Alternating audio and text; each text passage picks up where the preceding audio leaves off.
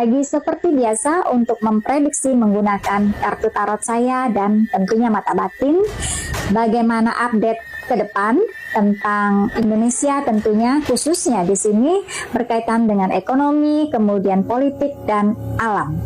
Ya, sebelum saya memulai untuk menshuffle kartu tarot saya dan membaca begitu ya, saya pribadi Yesi Dayak beserta tim dari Kiblat Papat, kami mengucapkan turut berbelasungkawa atas wafatnya dari calon ya manajer dari Kopdes atau KMP Koperasi Merah Putih yang meninggal dunia dari program latihan ya militer yang diadakan di sini untuk persiapan para manajer dari Kopdes ini, dan ini berjumlah 4 orang.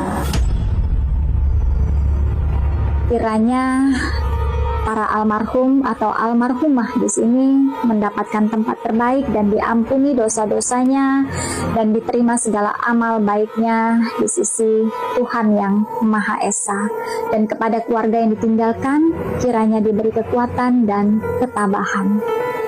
Baik, warga Papat, ini dibuka dengan berita duka cita begitu ya, karena ini seorang anak manusia begitu ya, berharap mendapat pekerjaan begitu ya, mendaftar, kemudian ini entah kenapa harus diadakan militerisasi ini begitu ya. Sementara ini kan fisik manusia berbeda-beda. Mereka bukan mau menjadi tentara, bukan mau menjadi TNI, bukan mau menjadi polisi di sini. Setiap orang ini belum tentu melakukan pembinaan fisik setiap hari begitu ya. Kemudian tambah lagi cuaca yang ekstrim. Nah inilah ya, mungkin programnya bagus, niat dari pemimpin negeri ini, presiden tentunya, supaya ada kejujuran, supaya ada mental militer. Tapi ini kan tidak semudah itu begitu ya. Sebelum orang melakukan pelatihan militer begitu ya, ini kan tentu harus ada dicek dulu jasmaninya, rohaninya, ya kan, kemudian psikologinya begitu. Ini ya, apakah itu dilakukan atau ini langsung dibarakkan begitu ya, langsung disuruh lari pagi, kemudian mungkin mengikuti kegiatan militer sementara mereka belum pernah atau tidak pernah tahu sama sekali yang namanya olahraga, atau mungkin ada penyakit bawaan. Ini ya, program MBG ini atau BGN ini luar biasa, sudah menelan korban ribuan dari anak-anak sekolah yang keracunan, kemudian juga makanan-makanan juga tidak layak, kemudian ini dari KMP-nya juga ya, Kopdes ini menelan korban lagi. Luar biasa Pak Presiden ya. Ini sudah bukan lagi namanya program yang memberikan makan gizi gratis ya, tapi saya melihat ini program pembunuhan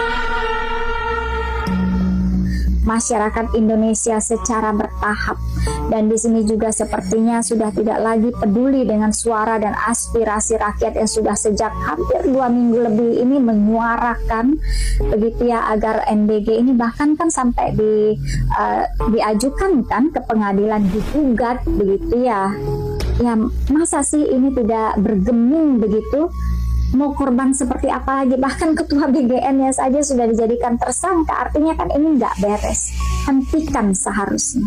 Nah ini warga Papat ya, yang akan saya lihat, karena situasi hari ini bukannya semakin adem begitu ya. Segala sesuatunya bukan semakin tertata, kok ini jadi semakin kisruh. Belum lagi ini muncul pergerakan-pergerakan bawah tanah sana sini begitu ya. Belum lagi di sini ada matahari baru yang mau muncul lagi di sini kan ya. Perpecahan ya, dari yang namanya politik, tidak ada yang namanya teman sejati. Ya, kemudian pernah saya sampaikan juga di konten sebelumnya, tidak ada pesta yang tidak akan selesai. Nah ini ya, saya akan lanjutkan di sini dengan kartu tarot saya seperti biasa. Kita akan melihat ada apa sebenarnya. Kenapa situasi hari ini bukannya semakin kalem gitu ya, semakin teduh, semakin tertata, kok ini semakin ngaco gitu ya.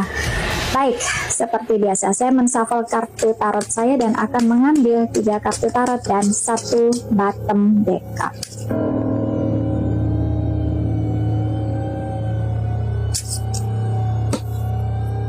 Baik, kartu yang pertama adalah Nine of Swords, ya.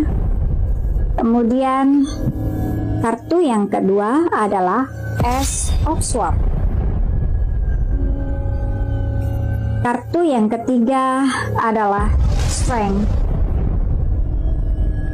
Dan bottom deck card saya adalah King of Cups.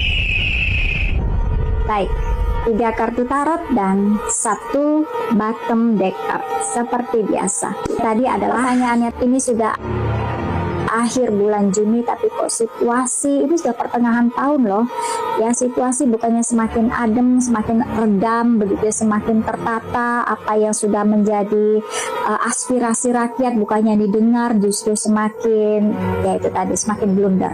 Kartu yang pertama adalah Nine of Swords, ya di sini nih. Ya, terlihat di sini Nine of Swords. Ini 9 pedang. Terlihat juga di sini ada orang yang nih berada di bawah pedang. Ya, terlihat sosok di sini sudah tidak berdaya, sudah di bawah tekanan, sudah di bawah himpitan, dan sepertinya sudah tidak mampu lagi untuk mencari solusi, sudah tepok jidat, sudah give up di sini. Nah, ini situasi banyak sekali PR, sepertinya banyak sekali tanggung jawab tapi yang tidak bisa diselesaikan. Ya, dan ini relate dengan situasi hari ini. Barusan saja tadi saya melihat di berita juga, ya, salah satu komisaris dari Pertamina yang baru saja, Pertamina ini kan baru revisi ya, untuk dari direksinya begitu ya, dan salah satu dari komisarisnya ini anak berusia 28 tahun dan ini tidak ada kompetennya sedikit pun, hanya karena dia sebelumnya adalah tim kampanye ya, tim ses dari Prabowo Gibran kemarin, sehingga dijadikanlah di sini sebagai komisaris salah satu begitu ya di Pertamina, belum lain-lain begitu ya. Nah, di sini satu kata yang ingin saya buka di sini adalah sebagai pembuka ya. Suatu negara atau suatu pemerintahan itu akan hancur ya ketika ya memberi mandat, memberi kuasa kepada orang-orang yang inkompeten, yang tidak berkompeten. Begitu ya, ketika memberikan ini tadi jabatan, kekuasaan, kewenangan kepada orang-orang yang salah. Nah, ini Nine of Swords, dikasih tanggung jawab, nggak tahu apa yang harus dilakukan. Akhirnya ya ini tadi ngaco semua. Lalu di sini berkolaborasi dengan orang-orang rakus, dengan orang-orang yang hanya mementingkan dirinya sendiri tanpa melihat bahwa anggaran yang fantastis ini dari pajak rakyat, uang rakyat, harus dikelola, disalurkan untuk rakyat. Nah, ini ya seperti kasus BGN, NBG, ini kan anggaran terbesar dari APBN Indonesia begitu ya, fantastis sekali begitu ya. Mantan ketua BGN yang lalu per hari bisa 1 miliar. Nah, ini kan harusnya harus dihentikan. Belum lagi hari ini calon manajer belum juga bekerja begitu ya, manajer koperasi loh. Kenapa sih harus dimiliterisasikan begitu ya? Kan bisa mereka melakukan penataran P4 aja lah gitu, kayak anak SMP atau SMA zaman dulu begitu ya, untuk mereka merefresh lagi bagaimana pengamalan dari butir-butir Pancasila. Tidak usah dibarakkan ini, menganggarkan lagi, menelan korban lagi. Bagaimana cara pikirnya ini yang saya udah kehabisan kata-kata begitu ya ketika melihat realita. Dan di sini dari mata batin juga saya melihat ini kegelapan yang luar biasa. Yang nggak ada lagi titik terang di sini, nggak ada. Bahkan ada titik terang kemarin 1 titik, 2 titik itu dimatikan juga. Belum lagi di sini, mohon maaf Bapak Presiden, ya hari ini saya cukup shock begitu ya melihat di media sosial bagaimana cara Bapak memberi pidato ya, dengan mengeluarkan kata-kata kasar yang tidak pantas ya diucapkan oleh seorang pemimpin. Jangankan seorang pemimpin, sebagai seorang manusia saja kita tidak pantas. Kalau manusia itu memiliki etika moral begitu ya, memiliki kecerdasan, EQ, SQ, nggak usah IQ deh ya. Dan di sini saya melihat sudah bukan lagi blunder, konyol, entah apa lagi. Di sini saya melihat ini bukan lagi sosok seorang Prabowo Subianto. Ya, dari auranya juga sudah lain, energi, emosinya penuh dengan bara api. Ya, bahkan apa yang disampaikan, mohon maaf, ini susah sekali diterima begitu ya, kontradiktif dengan realita yang ada di masyarakat. Stop Bapak untuk menghina, kemudian mencemooh, mengeluarkan kata-kata yang tidak pantas. Saya tidak tahu Bapak belajar dari mana, entah siapa ini penasehatnya, begitu, siapa yang membrandingnya untuk, apakah ini meniru dari Presiden Amerika Donald Trump yang suka berkata-kata tidak pantas begitu kepada pers atau kepada masyarakat? Jangan Pak ya, ini Indonesia, negara yang penuh dengan etika, sopan santun begitu ya gitu. Lalu begini, ini berkaitan dengan beban tanggung jawab yang diberikan kepada orang yang tidak berkompeten tadi. Ya, kembali lagi kita lihat juga di kabinet Indonesia ini terlalu gendut sekali. Ada 100 lebih menteri dan wakil menteri kemana saja. Ini sudah menguras APBN juga untuk anggaran, untuk gaji, kemudian pajak dari gajinya sendiri diberikan negara, sementara rakyat kecil hari ini saja ini kan ramai juga nih ya, yang yang mendatangi rumah-rumah ini sensus ekonomi atau apa itu, ini kan masyarakat kecil dicecer nih, punya emas nggak, punya motor nggak, punya mobil nggak, penghasilan berapa per hari tuh, yang kecil, masyarakat kecil dicecer. Adakah ini dicecerkan juga kepada pejabat-pejabat? Maukah mereka membuka pintu ketika sensus ekonomi itu datang ke rumahnya? Ini kan begitu loh, ini kan cara memerah rakyat dengan luar biasa. Lalu udah sampai di statementkan lagi ya bahwa pajak harus dilimpahkan lagi ke rakyat, dibebankan lagi ke rakyat, sementara Anda di atas sana berpesta pora, koruptor gitu ya. Nah, ini yang luar biasa. Lalu di sini saya ingat lagi satu statement dari Presiden Republik Indonesia Bapak Prabowo Subianto, tidak ada yang lebih genting daripada perut lapar. Ya, sehingga ketika orang lapar, kalau tidak dikasih makan maka akan mati. Begitu ya, kurang lebihnya pernyataannya seperti itu. Mohon maaf Bapak. Ya, di sini MBG ini diberikan 1 kali dalam sehari makan siang. Sementara normalnya kan manusia itu makan sehari 3 kali. Pagi, siang, dan sore atau malam. Begitu ya. Lalu ya, 2 kali makan ini kan ditanggung oleh orang tuanya. Ya kan, ini yang menjadi suatu pola pikir yang sederhana sajalah begini. Ketika Bapak mengatakan tidak ada yang lebih penting selain perut lapar, jadi ketika orang lapar tidak dikasih makan maka akan mati. Mohon maaf Pak, mungkin Bapak tidak pernah berkunjung ke daerah-daerah terpencil, atau mungkin ketika Bapak berkunjung ini sudah dipersiapkan sehingga semuanya luxury, semua tampak infrastruktur itu komplit begitu ya. Hari ini saja Bapak tinggal klik saja di YouTube atau di Google, Bapak bisa lihat bagaimana anak-anak Indonesia untuk mencapai ke sekolahnya, untuk sampai ke sekolahnya mereka harus melewati jembatan yang terputus, mereka harus berenang, mereka harus melewati jembatan tali 1 yang di bawahnya ini membahayakan nyawa mereka, arus deras. Ya, untuk mendapat MBG saja mereka sudah mempertaruhkan nyawanya, Pak. Ini layak kah? Jadi ini yang saya tidak habis pikir, kenapa MBG ini dipertaruhkan mati-matian. Ini yang saya sampaikan sebelumnya, ini program atau proyek bancaan, dan sudah jelas ini proyek bancaan.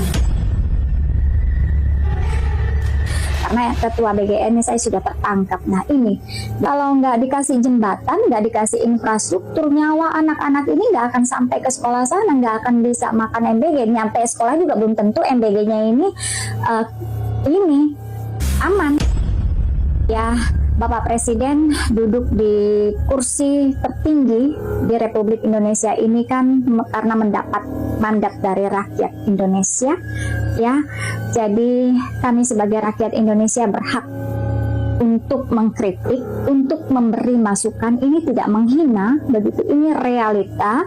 Ya mungkin Bapak di sini capek, Bapak lupa, Bapak lalai, cukup banyak tekanan, begitu ya. Nah, dengarkanlah suara rakyat. Ya, karena rakyat kecil tidak ada yang mereka tutupi sebenarnya, tidak ada dusta, tidak ada kebohongan, hanya saja mungkin yang nyampe di kuping Bapak, nyampe di hadapan Bapak, itulah kebohongan. Ya, ini baru kartu pertama sudah panjang sekali, lalu kartu kedua adalah Ace of Sword. Ya, ini kartu as dari pedang, menyimbolkan ada tangan besi, ada suatu keputusan mutlak, ada ketegasan yang tidak boleh diganggu gugat. Nah, ini berkaitan dengan MBG atau BGN. Ya, seperti hari ini di hampir semua kota besar sudah turun menyuarakan begitu bahwa MBG harus dihentikan, bahkan kalau enggak presidennya ganti, lengserkan presiden wapres. Ini jangan dianggap remeh. Ya, ingat tragedi 98.